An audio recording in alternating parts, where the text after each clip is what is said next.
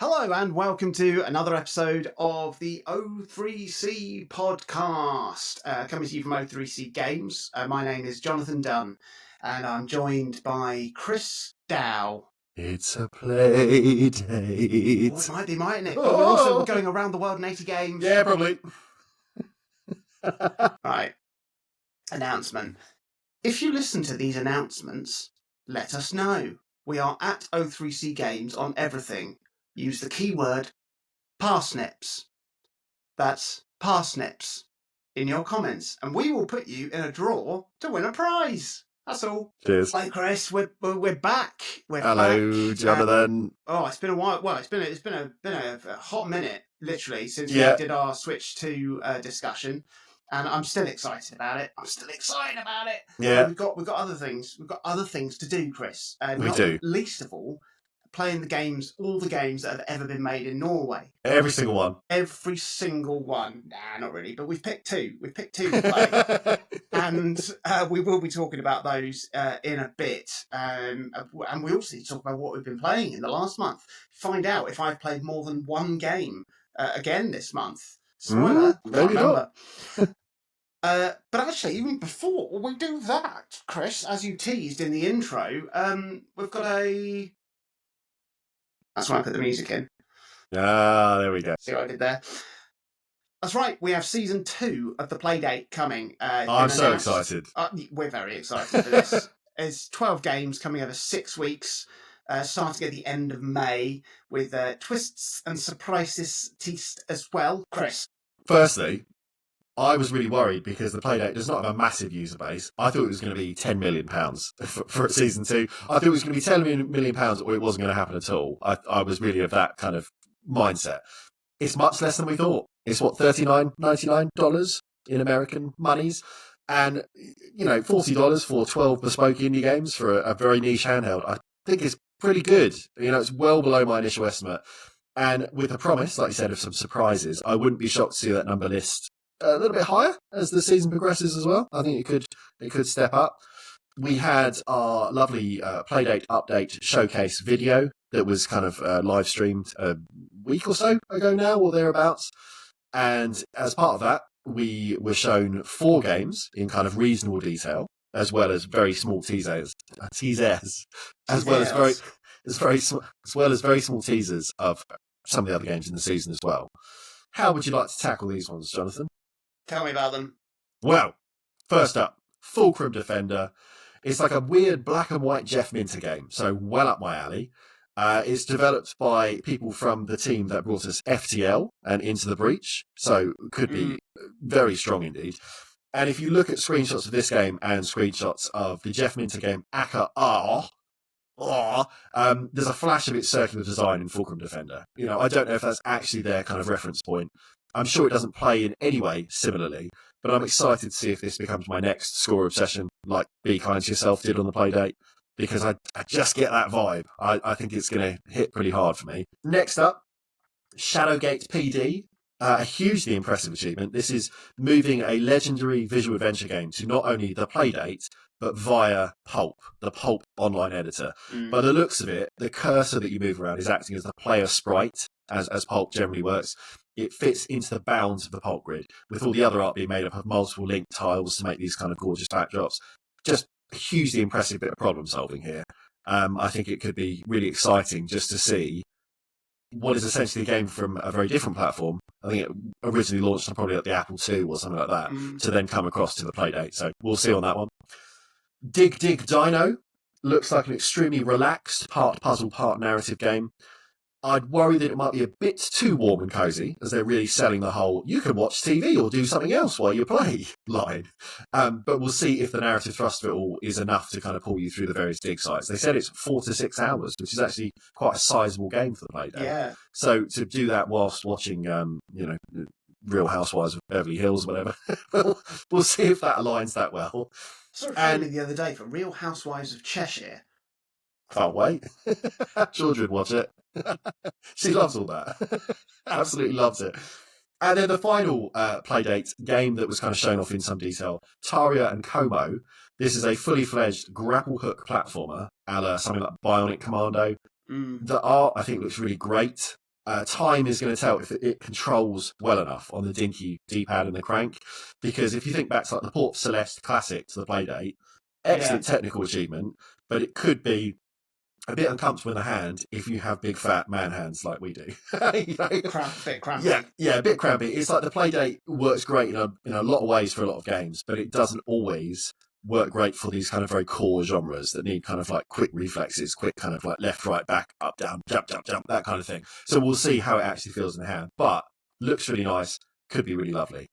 And as we mentioned, there's a whole swathe of other games coming as well, which I won't talk about because we've only been shown titles. So who cares? Just wait and see. Don't judge a game by its title. Screen. So when Playdate Season 2 starts, we will actually be putting our Around the World in 80 Games Odyssey on pause for a few weeks so we can fully enjoy Playdate Season 2. But fear not, because you'll actually be hearing more from us than usual, because we are going to attempt to release weekly episodes for 6 weeks throughout the season of games for Playdate, covering the couplets in detail with full reviews and maybe some interviews with some relevant peoples too. So stay tuned. The Playdate itself, I think, is actually back in stock on the Panic website. So if you've been tempted by the tasty yellow square, get involved. Fancy playing along with us, get an order in now. You should have one then in time for the second season of games. But it's going to be great. It's going to be really, really great. What have you played this month, Chris? Oh, you ready? You're ready. If anyone keeps up with my completion log over on our Discord, you'll probably have noticed that over the last 2 years or so, I've transitioned to playing games almost exclusively on Steam. You know, barring occasional outliers like Astrobot, which remains both cruelly unfinished, but also the only game I played on the PS5 in the last year and a half, or little spells on the Playdate or the Evercade, I spend almost all my time playing games via the deck these days. And my library is now absurdly large, just stupidly large. And I've said before that I was basically hoarding games way before I had any means of playing them. But the Steam Deck was really the sudden vindication I needed to, firstly, buy more games, naturally, but to, B, actually start exploring the library of games I've built up.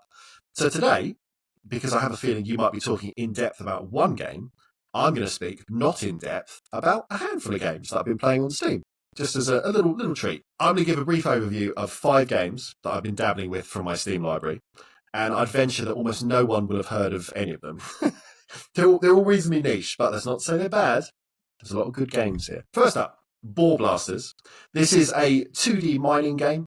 You fly around a little gyrocopter, you shoot the right stick and trigger, you blast rocks and ores and gems and enemies, and you attempt to hit the bottom of each dig site to find that stage's treasure. There is an ongoing narrative that details the war between the dwarves, that's your race, with the goblins, and there are goals and missions that are peppered over your runs as well. But the core of the game itself, ignoring any additional story fluff, is just a very, very addictive loop of mining, upgrading. And so you've worked your way across the whole of a big gridded map. Very polished, very addictive. Almost feels like playing something like Terraria on fast forward, if all the building and crafting was cut out, and instead of a pickaxe, you've got a mounted machine gun. But it's a lot of fun. I don't know how I found this one. I remember actively putting this in my basket and buying it. It wasn't part of a bundle, so I must have found it somehow. But it's really good fun. It's often down to about £2-3. It's worth picking up. Next up, a game called Home is Where One Starts. It's a short narrative adventure, which you can read that as just walking simulator if you want to use that parlance, where you play as a young girl who has missed the bus to school. And as she waits, you as a player are able to piece together the real story of her life through interaction with spaces and places and objects in the surrounding locale of her home. It's about an hour long. It's pretty bleak. I think I can say without spoiling too much that the protagonist doesn't have a great life. But I quite liked the subtle drip of information that comes from a combination of these found objects that you can pick up and manipulate in your hand, and the voiceover text that sort of colours parts of your walk and your exploration of the little area. It's not as poignant as it thinks it is. and the backstory is a little too telegraphed to be particularly impactful. Like, I kind of knew what it was trying to say within 5 minutes. But it's really interesting to see a solo dev take on kind of Dear Esther or Firewatch style design, because obviously they had much bigger teams involved in making those. Just after I finished the game, like I said, it's quite brief, and when I was kind of researching it just to put on my finished log, I realised it was developed by the same person who made a game called The First Tree, which I played a few years ago and talked about in the podcast, but I didn't vibe with it at all. I'd say Home is where one starts is more successful than that, even though the first 3 does let you play as a delightful fox. But neither are kind of home runs in the field of narrative adventures. So, this game cost, I think, 50p. So it was certainly worth that, but, is what it is. Next, a game called A Musical Story. This is a supremely cool narrative rhythm game. Big thumbs up for this one. Using just 2 buttons on your pad, you've got a left input and a right input. You have to repeat phrases, rhythm Tengoku style, to build up a 70s prog and psych rock inspired soundtrack. And it's got beautiful animation. So the story is kind of unfolding in the center of the screen in between your kind of inputs. And I've been going for kind of perfect performances on each chapter. And whilst they start off pretty easy in the first few vignettes, just half an hour in, I was having to repeat sections pretty frequently because the game then begins to dabble with slightly more challenging time signatures, and the rhythms I was having to follow started to play with accents and upstrokes and meter, and it's really good. It's really good. My only criticism with this one, and it's a very minor, very personal nitpick, all of the instrumentation sounds like it was recorded live, other than the drums, which are very obviously like sub-garage band quality MIDI. Yeah. And the whole soundscape is so good that it feels really jarring when you've built up these layered, luscious guitar lines, and you've got bass and you've got Rhodes piano, and it's all coming together. And then you drop in this kind of like identikit sounding run of hi-hat and snare. And I don't know, like, was it really outside the scope of the project to just take a session drummer into a studio for an afternoon to depth the parts? Like, it just doesn't seem that big of a job. I'm still very keen to grab the soundtrack on vinyl, though, because the game is really good, and I'm very keen to get through to the end of it. People often say something like Guitar Hero as a console game was the logical lineage of Parappa the Rapper, but I think something like A Musical Story is far closer to that because it's got storytelling in it. The underbelly of Parappa and Jamalami was play a silly song, but watch a little silly video at the same time. You're building the story of these characters. And for A Musical Story, it's using that same sort of call and response gameplay to actually further a little narrative. It foregrounds the idea of music being able to take you on a journey. So, yeah, really, really love this one. Looking forward to finishing off the kind of the back half of it at some point this week. Next up, Bone Marrow. It's a pretty cool little puzzle game meets soft RPG. I initially played this one on the Evercade as it had a modern Mega Drive D-Make, and it was included on one of the recent Indie Heroes collections.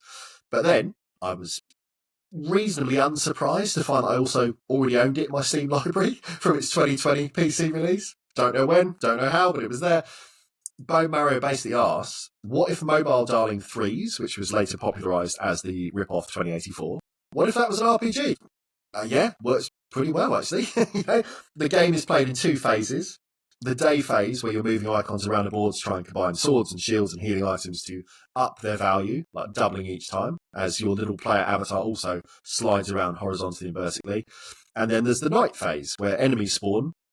You're able to then collect the icons that you've boosted up, and then if you collide with the enemy, you do battle. So it's basically a fight of attrition then, as you try to keep your health and armor high, whilst avoiding accidentally sliding the enemy into the icons that are going to buff their own attack or defense. It's simple, it's pretty effective, it's maybe not that much more than a proof of concept that's spiraled out to be just enough of a game, but it is enjoyable, and it's quite addictive to just find yourself endlessly sliding around and making progress that way.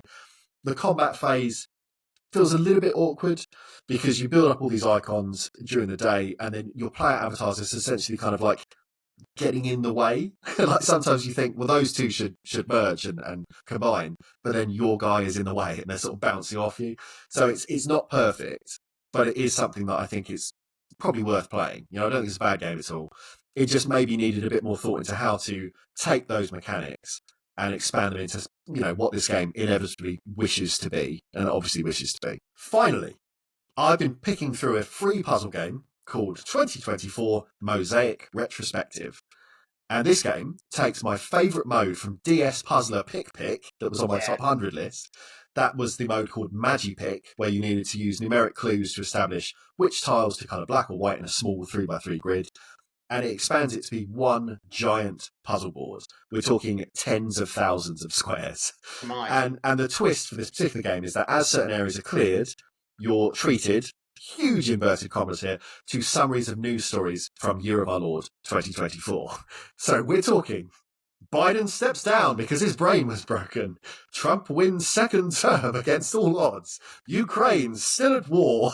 Just awful stuff. And of course, there are some jollier retrospective highlights, in the headlines as well. Some of the more light-hearted things like Moodeng the Pygmy Hippo finds fame, and Charlie XCX releases Brat, which was my de facto album of that year. But all in, I found it impossible not to view the game as a meta-commentary on the relentlessness of the news cycle of 2024, like a seemingly endless puzzle grid to reflect the endless cavalcade of thumbs-down news we had for that whole year. But it's a really good puzzle game, though. And if you don't want to see the bleak 2024 stuff, the developer does have a few paid games in other, more generic fun themes that follow this same format. So, if you want to play that puzzle game, there's other options. But yeah, it's a really cool concept to see this kind of expanded into a much bigger board. It's something that you can do for 5 minutes or 5 hours, depending on how bored you are. And it will probably sit on my deck for quite a while just to pick up when I need to kill 5 minutes or 10 minutes here and there. So yeah, 5 games. You probably haven't heard of any of them, but they're all worth playing in different ways. So yeah, it's a cool platform, cool machine, cool games. What have you played? What's the one game you've played? Well, it's not Monster Hunter Wilds. No. It was last month, because even though that it did get its hooks into me a fair bit more than a lot of people, I've just fallen off it massively, which it did surprise me, because I thought I would at least stay hooked until the first big title update was released, which has added in a whole bunch of stuff that absolutely should have been in the game at launch. But I guess they wanted to do a bit of, carrot sticking, which has been unfortunately unsuccessful for me. The carrot was not worth the bite. No, I might get back into it at some point, maybe when there's been a few more updates, but I just don't feel the itch needs scratching yet.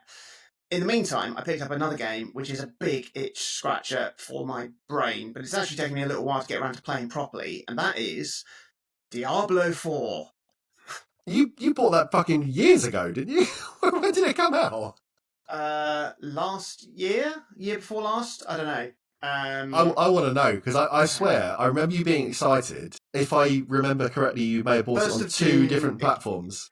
Yeah, 1st of June 2023. 2023. Yeah, so it's almost 2 years. Old. Jesus Christ! I know.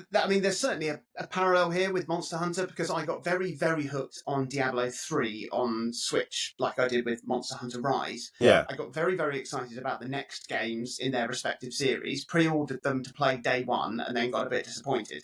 However, with Diablo 4, I think it was simply a case of just not being in the mood for that type of game. Because the content of this game and the quality of it is absolutely top tier, and I'm glad I finally got around to playing it properly, because I invested quite heavily in it, double dipping, getting a copy on PC as well to play on my Steam Deck via cross save with my PS5.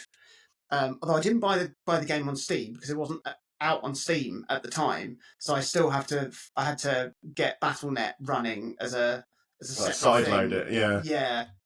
On my Steam Deck, but it works and plays brilliantly. Diablo 4 absolutely doesn't reinvent the Diablo wheel. It immediately feels exactly like its predecessors, albeit with more detail in the environment, better lighting. The first thing that does start to set the game apart is that the overworld is no longer randomly generated. It's all designed, and it's flipping huge as well. There are lots of distinct areas around the map with deserts and mountains, jungles and plains to explore, all inhabited with brilliantly varied settlements, communities, towns, flora and fauna. There's over 100 dungeons that you find around the world that still provide the randomly generated variety that you would want from that design element.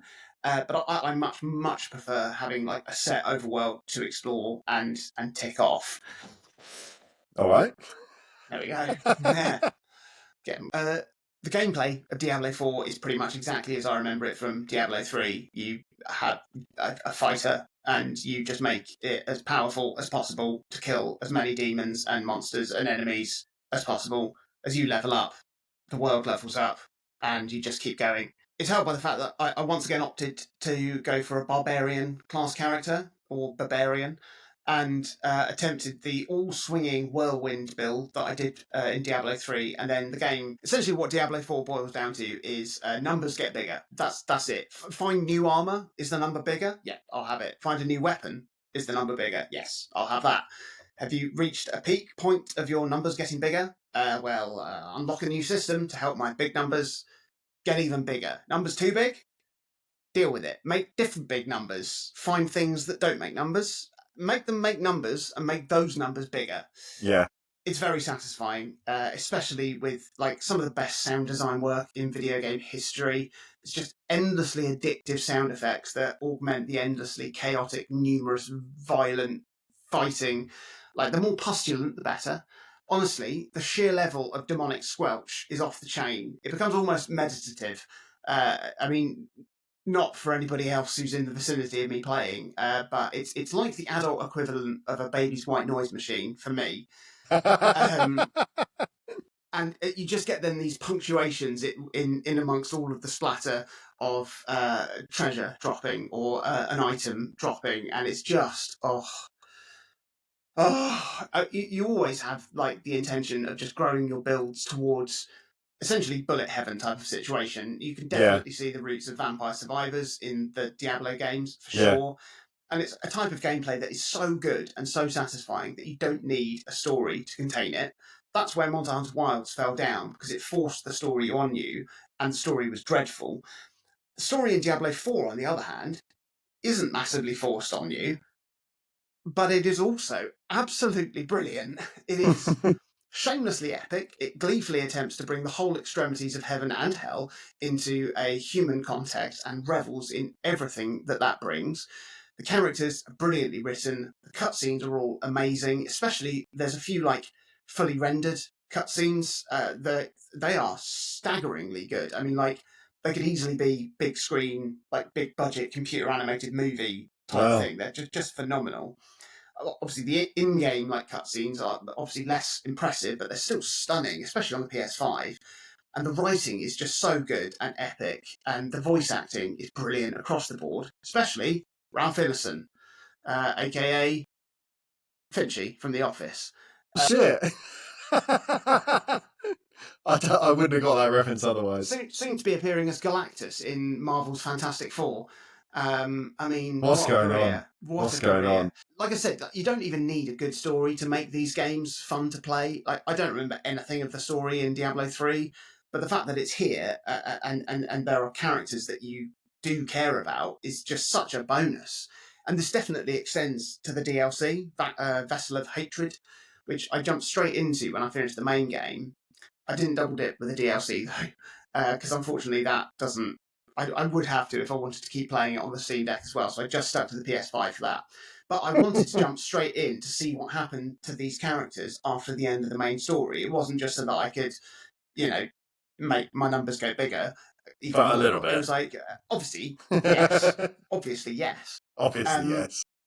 But like, I had a palpable concern for one of the characters, and I wanted to make sure she was going to be all right. But it's a great expansion. It brings some new mechanics to play around with as well, to augment the gameplay. It's a whole huge new area. And also the music in Vessel of Hatred is absolutely brilliant too. Like the underscoring in the main game was like absolutely fine. It was exactly as you'd expect. But they really stepped it up in the DLC. It's fantastic. And then you've got the seasonal content to engage with if you want, with each season of the game offering up new and varied ways to play. But it does also require you to start a new character from scratch to play each season of the game, and which I totally understand why. Otherwise, people would get no value out of the content by blitzing through it with an overpowered character. And it also encourages players to try out different classes, different builds. But having just played over 100 hours creating my absolute perfect specimen of a barbarian, it's a bit much to want to reset all of that to play the seasonal content. Obviously, if I'd have played this at launch, there would have been a couple of months until the seasonal content started, so I might have had the inkling to do that. And by the time you're listening to this, not you, because you're listening to this now, but everyone else, everybody else, the next season will just have launched, season 8, and it's launching at the end of April. So I'm feeling the itch to start a new character, maybe try a different class and try out that content. And Blizzard have outlined like the roadmap for the next couple of years of content for Diablo 4. There's a second piece of DLC coming next year, which I'll be very excited to play. So yeah, Diablo 4, it doesn't reinvent the Diablo wheel, but obviously the wheel famously doesn't need reinventing because it does a great job. On the subject, very briefly, of numbers getting higher, potentially forever, there is a game that's come to Steam quite recently called Nubby's Number Factory that I worry might be your next perfect game, like after Balatro. Really? Yeah. Oh no. It's pretty good. and the whole Nubby's Number Factory, it uses the aesthetics of like old CD-ROM games from kind of like the mid-90s and late 90s. But it is very addictive. It is very addictive. You're essentially, is it on mobile? I don't know. I don't think so. It's quite new. I wouldn't be surprised if it was in time. But you're essentially launching a ball Peggle style from the top of the grid and trying to hit certain pegs and then just applying 10,000 different Joker style multipliers and things to perfect your build. So it's a roguelike. It is a roguelike, but it's all numbers, and they absolutely get big. So put it on your wish list. I think it is a very, very, very Jonathan Dunn game. Shit. Oh dear. Oh dear. Right, should we go to Norway? Let's do it. Do you want Norway? Have you ever been? Oh, Norway! No way. I've been nowhere. It's wonderful. So beautiful. When my Danish grandmother was alive, she lived in Norway, and we went to Oslo a few times to visit her. Lovely. And really, really lovely, really beautiful. Loved it there. Do you want to know some facts about Norway? Every month, highlight of the month. Let's go. Things that were invented in Norway: the cheese slicer. Wow. The paperclip. Oh. Salmon sushi. Mm. And of course black metal music. Yes. The sun doesn't set in the height of summer in Norway, which gives the country its nickname of the land of the midnight sun. I never knew that. Yeah. It's pretty northernly. Wow. Northerly. Yeah. Okay. Norway gifts London with a Christmas tree every year to be the centrepiece in Trafalgar Square. So when you go and see... I did know that. All right. Of course. And of course, they can only be known as fjords if they are craggy, rugged outcrops surrounding the coastline of the country of Norway. Otherwise, they should technically be known as sparkling boat wreckers. That's a good one. You said you were struggling with that one. That's a good one. Took me a long time. Took me a long time, that. Worth it. What of games, Chris? Tell me of games of Norway. Well. Researching games made in Norway has been very interesting, as it's a country where it's been less about volume and more about how many of the games I just recognised outright, which isn't always the case.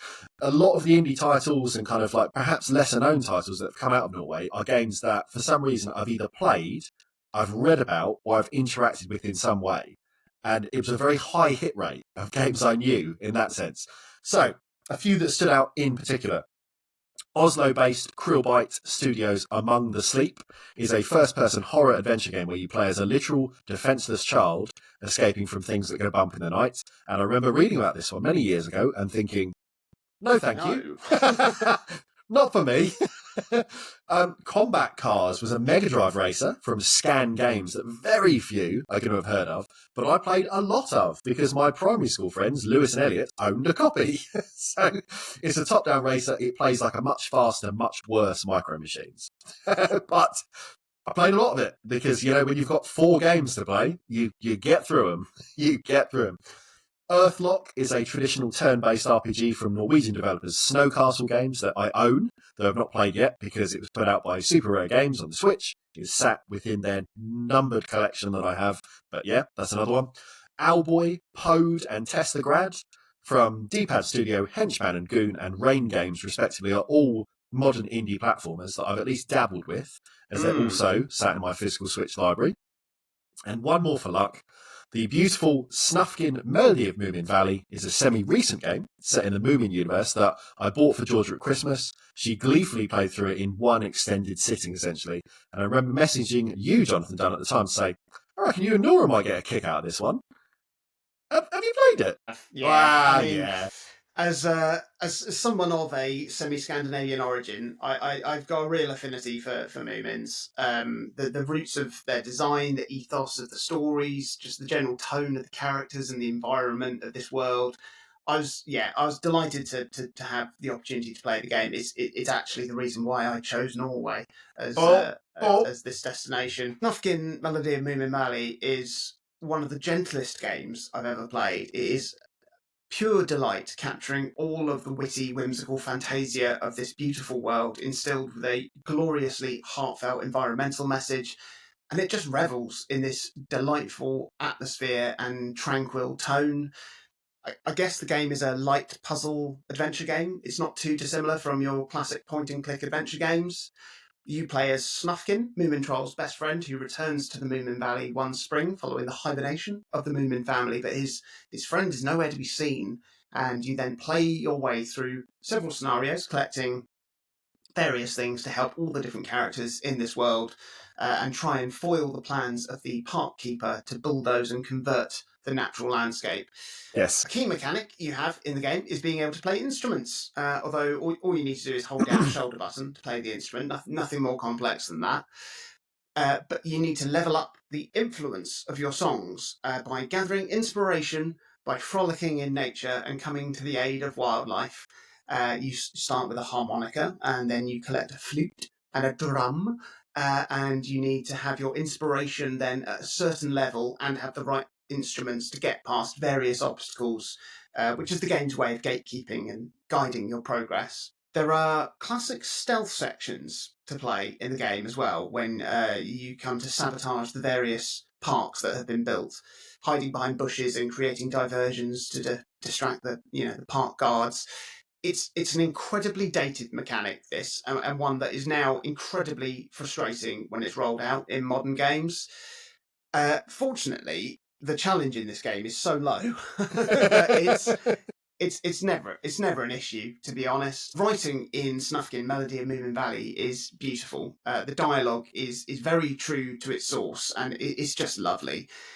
And as is the Moomin's way, nothing is ever shouted at you, which is always refreshing when watching, primarily children's cartoon, which are usually aggressively loud and obnoxious. But here it's all so gentle and harmless, and I love it. Something that also helps in this game is the music. The incidental music throughout the Moomin's game complements the beautiful art style and animation and creates this sense of tranquility that you don't often get in games outside of something like Animal Crossing. But I had a real surprise when the game is bookended with Sigur Rós tracks. Yes. From my favourite Sigur Rós album, which is the Brackets album. And even Nora twigged on the music in the opening. Oh, it's Untitled 1, she said, which undoubtedly says more about my indoctrinating parenting style than it does about her alertness and brightness. But also, I know that Nora loves that album, and she listens to it on her music box in her room, which is, I think, what prompted you to suggest playing the game. So absolutely, delightful surprise. I think it's worth saying as well. A lot of people in our generation, I will say, have this idea of like chasing clout on the internet to almost make up a story like that, being like, oh, my young daughter could identify Sigur Rós, no problem there. I know this is not a falsehood because you sent me a video of it happening. Yeah. So I've seen the evidence. I've seen the receipts. This is Nora's had her musical education start very young. You're doing a good job. You're doing a good job, Mr. Dunn. All in all, Moomins is a delightful game. It's not challenging, but that doesn't mean that it's not fun to go through the motions and solve the gentle puzzles and interact with this world. I think the only thing that would elevate it is if there were voice acting in there, because I tried to play the game through with Nora, but having to read out all of the dialogue became tiresome for both of us. and she lost a bit of interest. So she happily dipped in and out as I played through the game on the sofa on my Steam Deck, and enjoyed when I came across a new character or a new animal or an instrument.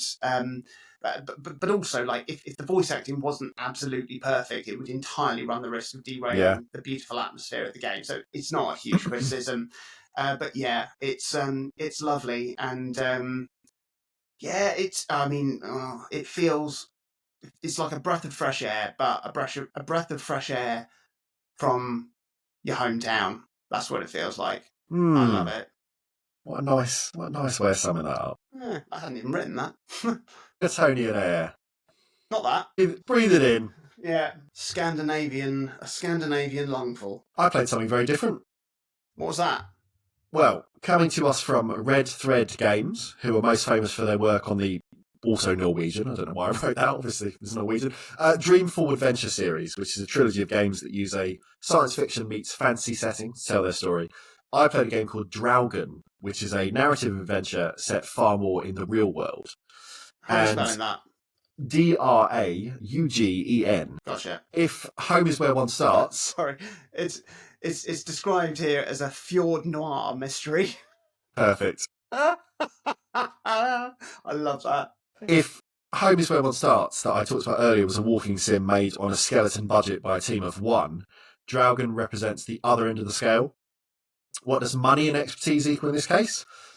Motion captured and voiced characters and a very, very luscious Norwegian landscape rendered in Unreal Engine for a start. You play as a character called Edward Harden. He's a naturalist. He's visiting the Norwegian village of Gravik with a young companion named Alice in search of his long missing sister Elizabeth. Having received a letter from Betty expressing her intentions to visit the remote village, Edward sets sail across the Atlantic to solve the mystery of his sister's whereabouts. This game is set in the 1920s, and although at first I felt like the dialogue lent so hard into the time period, it ended up feeling forced and almost anachronistic for trying to be too accurate. There were a few twists in the story that recontextualized my initial concerns, I'll say. You know, I won't go into much more detail because it would spoil the whole thing, because this is very much a narrative to be led through. It's not time travel. But I'd encourage, I won't go into too much more detail because, you know, to spoil the whole thing, it is very much a narrative that you're supposed to be led through. But I would encourage anyone who is mildly put off by the dialogue in the first 20, 30 minutes or so to persevere, as without giving anything away, there is intention and there is reason behind many of the artistic decisions that might otherwise kind of rankle at the start. The game takes place across a short week, with Edward and Alice gradually piecing together not only Betty's story, but also that of the inhabitants of Gravik. It is what appears to be an idyllic setting, but things are not quite right, and there is a really strong and prevailing sense of loss and loneliness that's embedded in every texture of this space.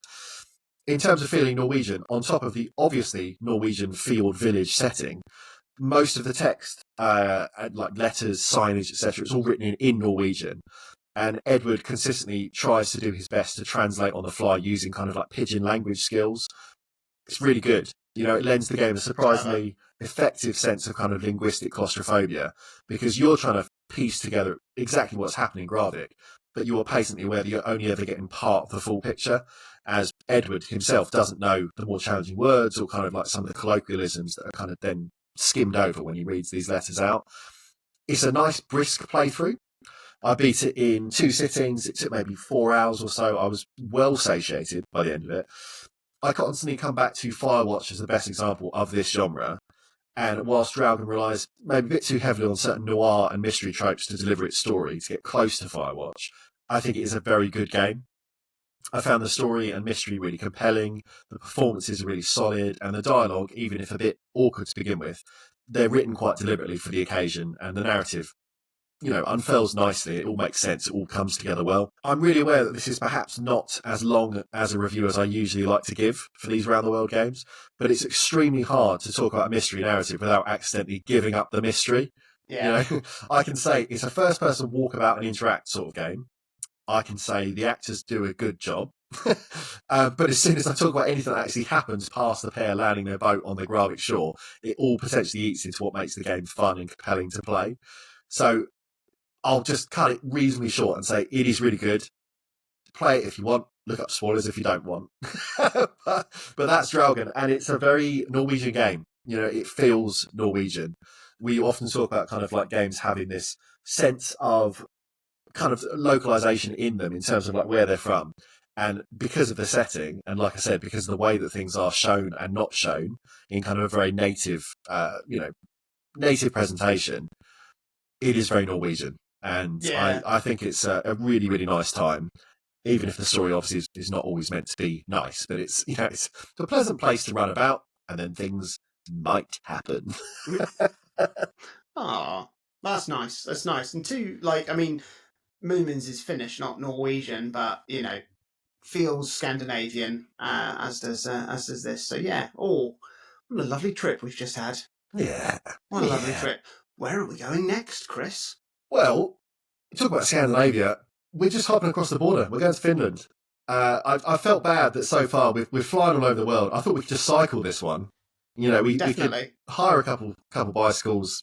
Set aside a few days to kind of do the trip. We're going to Finland, right? So I'm going to be playing every Angry Birds game. Yeah. Oh my goodness, there's some good stuff. Yeah, it's a really tasty one. Good stuff. I might replay Control, play Alan Wake 2, play Alan Wake 1. I didn't even realize. So there we go. That was Norway. Next, finish. I'm just going to let the music play out.